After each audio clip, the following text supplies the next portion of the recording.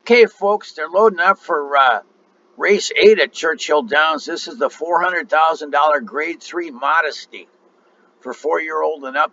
Fillies and mares, 1.125 miles on the turf. The favorites are the 4 and the 6. The horse with the best late pace is the 10. The horse with the best speed is the 10. And at 9-1, I like the 10. Although I haven't, looked at recent races. I'm just going over stats. Anyway, here we go, folks. This is the Modesty Stakes.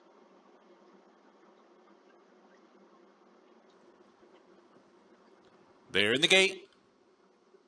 And they're off. Pretty even start, and Heavenly Sunday breaks out okay. Join the dance with some speed. Mouffy is there. Papilio from the outside in. Tight in behind. We're both forever after all. Aspen Grove was squeezed back toward the back of the pack. So they move by us for the first time, and it's Heavenly Sunday out there showing the way. Uncontested on the front end. Leads by a length. Join the dance, prompting second. Fastest Flight tucked away inside third. Caroline Street 3 wide fourth. Mouffy in between horses racing fifth. Papilio is now sixth. Forever After All, covered up down inside, running along in seventh. Queen's Command on the outside moves up into eighth. Surprisingly, toward the inside is ninth. Sparkle Blues in 10th by 2. And Aspen Grove's trailer to the backstretch run. Heavenly Sunday's opening quarter mile was 24 and 2/5 seconds and moves down the backstretch, walking through the half in 50 seconds flat.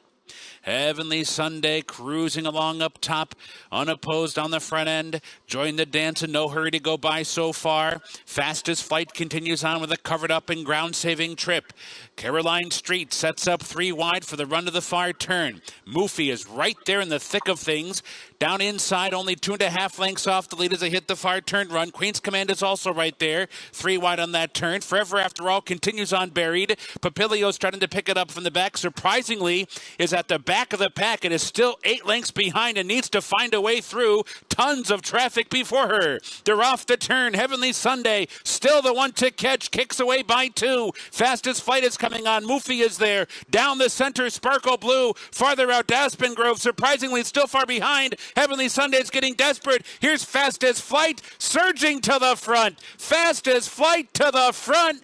And the winner, 20-1 upset. Fastest Flight on the wire first. Tight for second among Aspen Grove, Sparkle Blue, and Heavenly Sunday.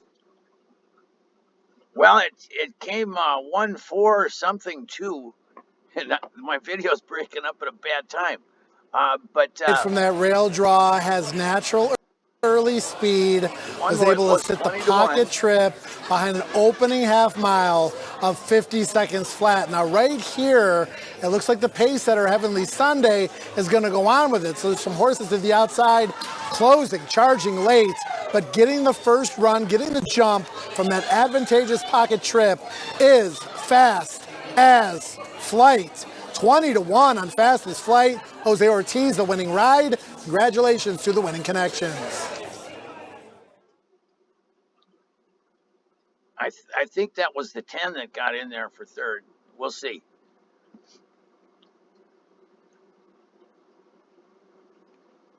Anyway, like I say, when I look at these races, I'm looking at so many races. I look at the ones with the favorite, obviously, and the horse with the best late pace, the best speed.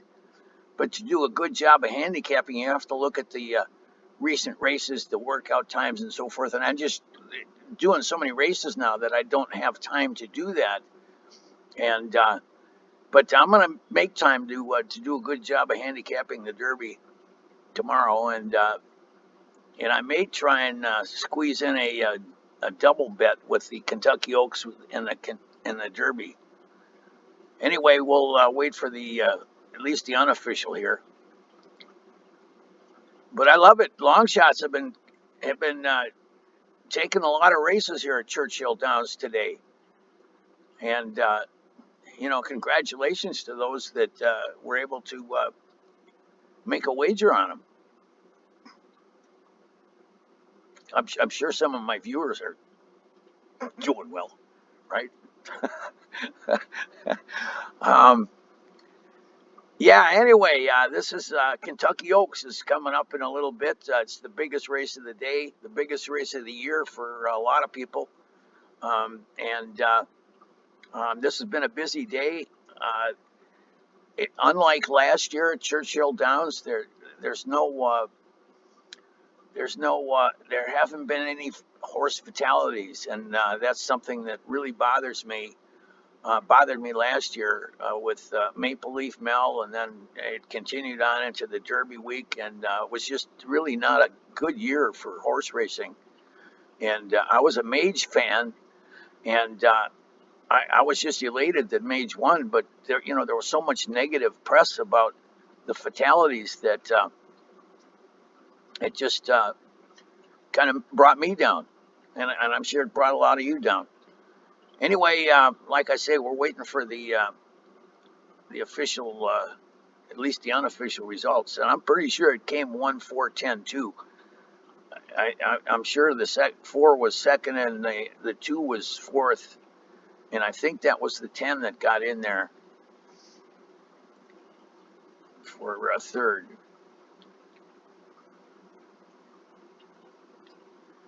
Oh, all right. Wow, 1-10-2-4. 1-10-2-4. I guess that's why we wait for unofficial results. And of course, if you got a live ticket, you need to wait for the official results. Anyway, this is Laughlin 007 signing off for now. If you have any questions or comments, feel free to leave them below. If you haven't subscribed to this channel, tap that lucky gold horseshoe down there in the right-hand corner. It only takes a second. It doesn't cost a dime. And if you have any questions or comments, like I say, feel free to leave them below. Thanks for watching. Good luck out there.